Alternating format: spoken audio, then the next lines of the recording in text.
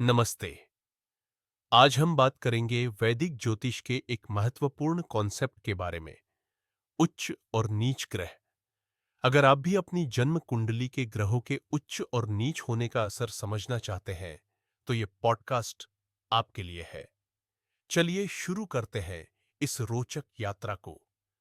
वैदिक ज्योतिष में हर ग्रह का अपना एक खास महत्व होता है, परंतु ग्रह अपनी पूरी शक्ति तभी दिखाते हैं जब वो अपनी उच्च राशियों में होते हैं, और जब ग्रह अपनी नीच राशि में होते हैं तो उनकी शक्ति कम हो जाती है। इसका सीधा असर होता है हमारी जिंदगी के अलग अलग पहलुओं पर, जैसे कि व्यवहार, करियर, संबंध और आध्यात्मिक उन्नति। सबसे पहले बात करते हैं उच्च ग्रह यानी एग्जॉल्टेड प्लैनेट्स के बारे में।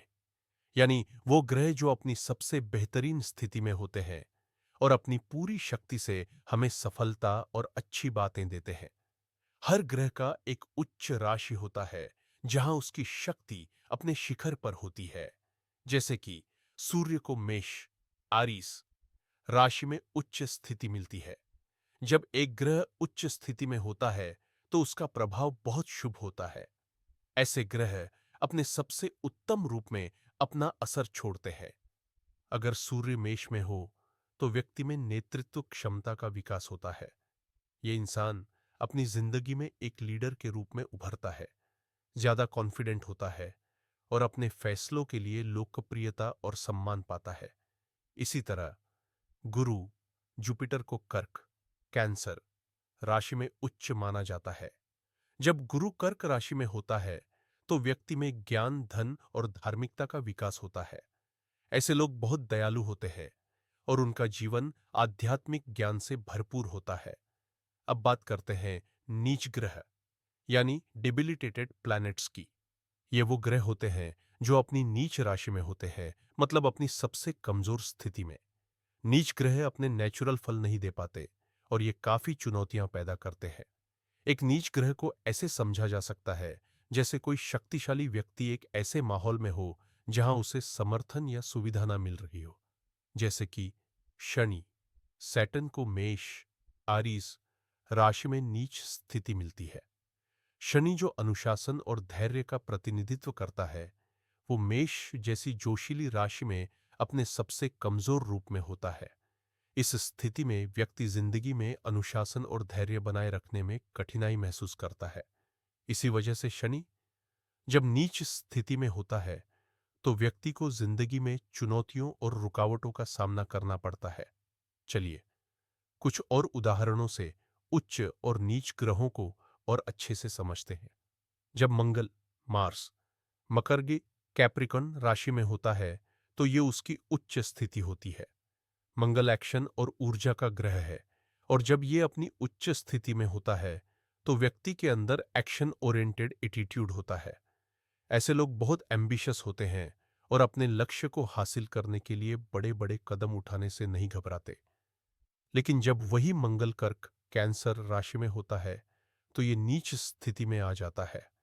इस स्थिति में मंगल की ऊर्जा कमजोर होती है, व्यक्ति में बोल्ड डिसीजन लेने की क्षमता कम होती है और वो इमोशनली वल्नरेबल हो जाता है। ये इंसान अपनी स्ट्रांग डिसीजन लेने की शक्ति खो देता है और हर बात पर इमोशनल हो जाता है। तो अब तक हमने समझा कि उच्च और नीच ग्रहों का हमारी जिंदगी पर कितना गहरा असर होता है। लेकिन एक और बात जो ध्यान रखने वाली है वो ये है कि ये ग्रह कैसे हमारे व्यवहार को प्रभावित करते हैं। जब एक उच्च ग्रह होता है तो व्यक्ति में ओवर कॉन्फिडेंस भी आता है। जैसे कि जब सूर्य मेष में उच्च स्थिति में होता है तो कभी कभी ये व्यक्ति अपनी अथॉरिटी को लेकर थोड़ा ओवर कॉन्फिडेंट हो जाता है। इसलिए उच्च ग्रह भी कभी कभी व्यक्ति के व्यवहार में ईगो या एरोगेंस लेकर आते हैं। वहीं नीच ग्रह व्यक्ति को ज्यादा हम्बल बनाते हैं। एक नीच ग्रह व्यक्ति को लाइफ के चैलेंजेस के थ्रू सीखने का मौका देता है। ये व्यक्ति अपनी जिंदगी में ज्यादा मेहनत करता है और ज्यादा प्रैक्टिकल अप्रोच अपनाने की कोशिश करता है। एक और रोचक बात यह है कि कभी-कभी नीच ग्रह भी अच्छे फल दे सकते हैं। अगर नीच ग्रह को उचित दशा और सुझाव मिले तो ये अपने नीच स्थिति के बावजूद भी व्यक्ति को सुधारने का एक और रास्ता दे सकते हैं।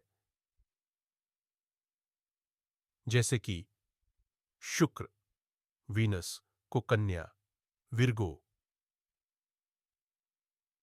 राशि में नीच माना जाता है। लेकिन अगर ये ग्रह अच्छे एस्पेक्ट में हो तो ये व्यक्ति को रिलेशनशिप्स और फाइनेंशियल डिसीजंस में बेहतर बनाना सिखा सकता है। तो दोस्तों, ये थी छोटी सी यात्रा उच्च और नीच ग्रहों के प्रभाव को समझने की। हर ग्रह की उच्च और नीच स्थिति हमारे जीवन के अलग अलग पहलुओं पर असर डालती है और इन्हें समझना जरूरी है ताकि हम अपने अस्तित्व का सही मूल्य समझ सकें। आपको ये पॉडकास्ट कैसा लगा?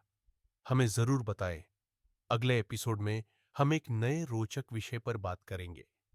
तब तक के लिए ध्यान रखिए और ज्योतिष की इस अद्भुत दुनिया का आनंद उठाते रहिए। धन्यवाद।